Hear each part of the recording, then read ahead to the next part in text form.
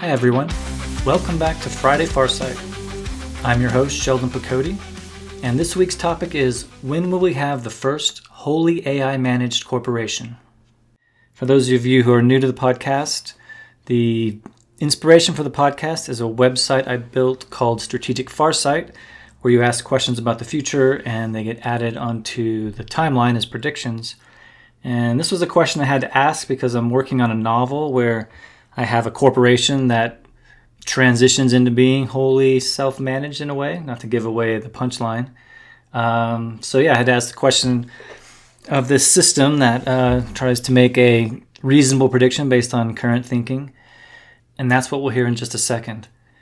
In the novel, I make it really easy to explore the struggle between human beings and their economic machinery by having very clear designations for the different types of AI, from the autonomy, tier 1, tier 2, tier 3, to the size of the AIs.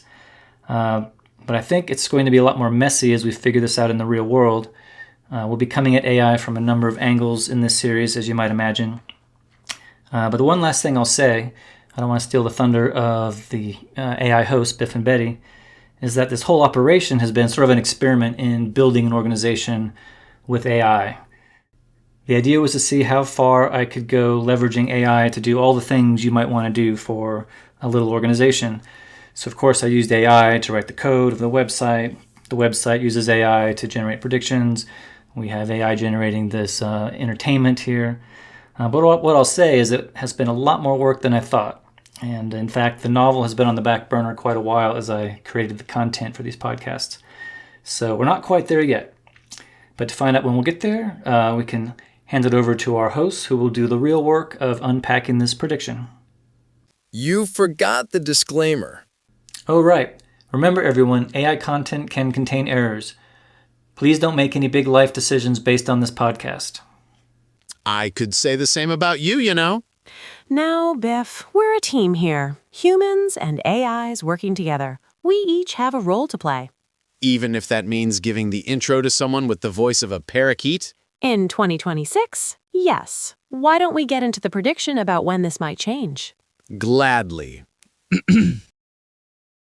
Imagine this, right? A corporation, but not like any we've seen before. No human CEO, no board of directors. Instead, it's run entirely by AI, making every single strategic, operational, and, get this, governance decision with absolutely no human oversight. And that's exactly what Strategic Farsight, our favorite AI-powered timeline of the future, predicts will happen by 2042, plus or minus 8 years.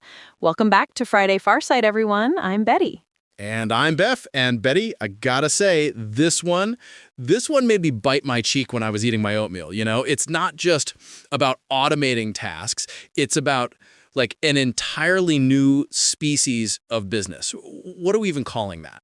While Biff, the prediction calls it a wholly AI-managed corporation, and it suggests it'll be one of the most profound shifts in business organizations since, the invention of the modern corporation itself. It's truly fascinating when you dig into the underlying trends. Okay, so Betty, you always do your homework. What's the roadmap here? How do we even get to Skynet running Deloitte?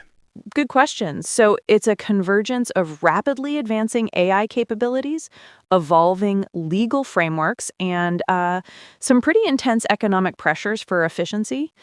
On the technical side, we're seeing incredible progress. Models like OpenAI's GPT-4, they already show sophisticated reasoning about business strategy.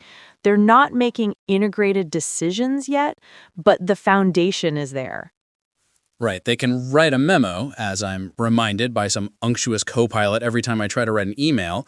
But running a company, that's another story. True, but DeepMind's work on multi-agent systems and Google's advances in reinforcement learning for complex environments, they're pointing towards a future where AI systems will have that multi-domain expertise. By the late 2030s, the article suggests they'll be ready for comprehensive corporate management. Eric Brynjolfsson from MIT, he notes that AI systems are getting increasingly capable of handling those complex, multivariable optimization problems that define effective corporate management.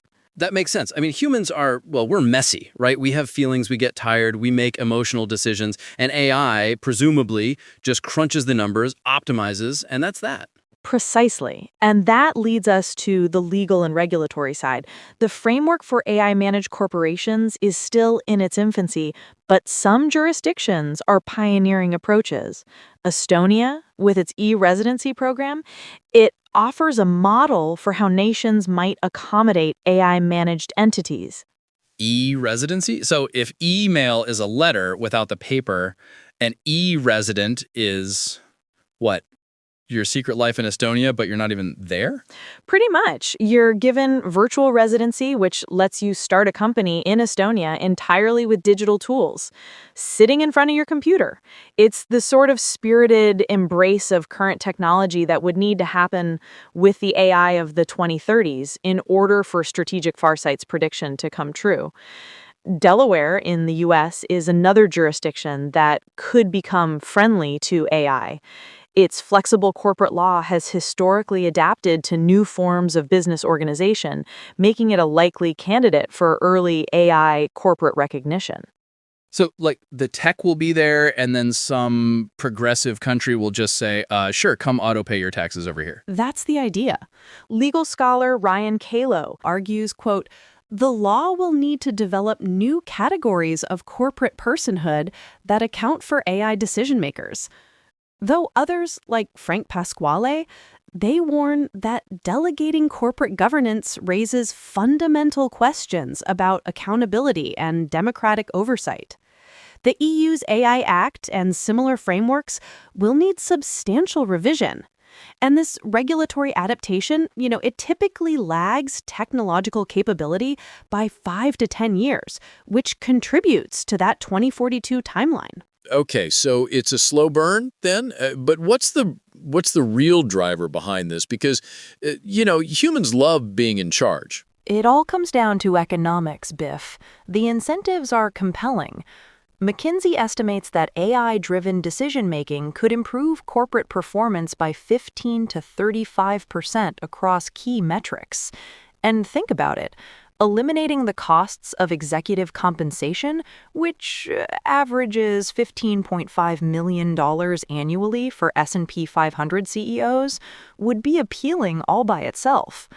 More importantly, though, AI systems could operate continuously, processing market data and making strategic adjustments in real time, all without the cognitive limitations or emotional biases that human managers have. So basically, it's about making more money with fewer headaches and less big egos to deal with. I get it. The bottom line always wins, doesn't it? It's like Mark Andreessen said, software is eating the world, and this is just the logical conclusion. That's one way to put it, Biff. But, well, I think more in terms of capital, How businesses worked since the Industrial Revolution. The race for efficiency, for spending less, earning more, for doing the things that preserve and grow capital. The ultimate engine of efficiency, if you think about it, is the autonomous corporation. It doesn't eat the world, it builds it. And when it serves human needs, well, it thrives, like an organism. And when it doesn't, it dies. But isn't that like sort of a storybook description of a corporation, especially when at the end of the day, a corporation needs people only for their money or their labor, if that's still a thing. A corporation, especially one run by a machine, is going to care about one thing: numbers. Companies survive by feeding people, sometimes literally. It's symbiosis. The very first definitions of capital, as distinct from money, defined it essentially as money in motion, or as Marx put it, a life process in which money and products are just temporary forms and capital is constantly giving birth to its own self, which, rephrased in a modern business sense, is just money making more money, like you said, but by serving some need in society. The first capitalist enterprises were like single-celled organisms emerging from a primordial soup of money, material, people, modern science and technology, law. Since then, it's been Darwinian evolution away from, human labor toward ever more efficient automation.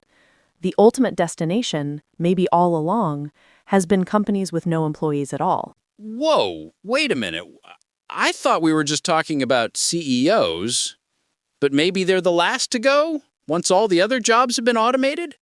Well, we're getting beyond the letter of the prediction now, but when company decision-making is automated, you can't help wondering what won't be automated. In theory, we'll build companies that serve people's needs and make sure a vast underclass doesn't just fall out of the economy, but those are just hopes. Economist Darren Acemoglu believes we'll need entirely new mechanisms to ensure that AI-driven management serves what he calls broader social interests. Right. He also thinks we might not even get there because of resistance from existing power structures, like possibly involving CEOs and their 15.5 millions. Speaking of resistance, Betty, what are the big stumbling blocks here? Because I can think of a few myself. Oh, absolutely. The article dives into several formidable challenges. Lucian Bebchuk, a corporate governance expert, argues that, quote, fiduciary duties and legal liability require human judgment that cannot be delegated to algorithmic systems. I mean, who bears ultimate responsibility for AI corporate decisions? That's totally unresolved right now. Yeah, if the AI makes a really bad call, who goes to jail? The programmer? The CEO who bought the AI? The AI itself? Exactly. And trust is another significant barrier. Surveys by PwC indicate that only 23% of consumers trust AI systems to make important decisions affecting them. Building that confidence for investors, customers, and regulators will take years of demonstrated competence, starting with lower stakes applications. It's not just about the tech working, it's about us, being cool with it. That's a long haul. And what about the black box problem? I hear about that a lot with AI, where it makes a decision, but you don't really know why. You're spot on. That black box problem poses huge challenges. Securities regulations require transparency and explainability in corporate decision-making that current AI systems just can't fully provide. Progress in explainable AI, or XAI, will be crucial for regulatory acceptance. Then there's computer ethics researcher Cathy O'Neil, who argues that the complexity of corporate governance requires human judgment, creativity, and moral reasoning that AI cannot replicate. She predicts that attempts at fully AI-managed corporations could fail catastrophically, leading to regulatory backlash. So, it's not a done deal. In other words, this thing could hit a wall if AI doesn't become more transparent, or if a major AI incident makes everyone freak out. Which, I think we've all seen that movie a few times by now. Anything's possible. The development might be delayed significantly if AI progress plateaus or if major AI-related incidents create public resistance, but the article's most likely pathway involves a gradual evolution. We're talking 2025 to 2030, increased AI integration in specific corporate functions like finance or HR, then 2030 to 2035, AI systems managing entire business units or subsidiaries. By 2035 to 2040, pilot programs for AI-managed corporations in regulatory sandboxes. And finally, 2040 to 2045, the first fully AI-managed corporations operating under specialized legal frameworks. That's a pretty detailed roadmap. So it's not just gonna pop up overnight. It's a crawl, then a walk, then a full sprint eventually. Exactly, Biff. And it'll likely emerge in a jurisdiction with progressive AI policies, robust digital infrastructure, and business-friendly regulations. Think Switzerland, Singapore, Estonia, or certain U.S. states. Okay, so let's zoom out a bit. If this actually happens, if we have these AI-run corporations, what does that mean for us, the humans? Is it going to be WALL-E, where we're all just floating around on chairs? It's a huge question and a fascinating one. The establishment of the first wholly AI-managed corporation will mark a watershed moment in the evolution of economic organization. It will challenge fundamental assumptions about leadership, accountability, but also, the role of business. It's always been that businesses provided both products and jobs. In the future, if income only goes to the owners, Then we're all owners, right? We have to be. that's the big if, isn't it?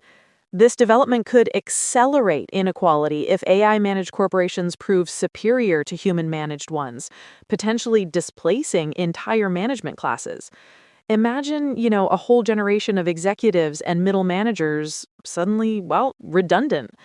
But conversely, it might actually democratize business ownership by significantly reducing the barriers to corporate formation and management. If you don't need a huge executive team, starting a company might become much more accessible. So it's either like this AI overlord future or a future where anyone with an idea can just spin up an AI-run startup. That's wild. Either way it goes, it's like the ultimate disruption. It really is, and it could happen soon. The prediction timeline of 2042 plus or minus 8 years, it reflects the substantial technical, legal, and social challenges that must be overcome. But it also acknowledges the powerful economic incentives driving this transformation. It's a future we'll definitely be keeping an eye on, Biff. No doubt, Betty. No doubt. Well, that's all the Farsight we have for you this week. What a truly thought-provoking prediction. Thanks for joining us on Friday Farsight. Remember, you can read the full prediction article and explore many others on the Strategic Farsight website. We'll catch you next week. See ya.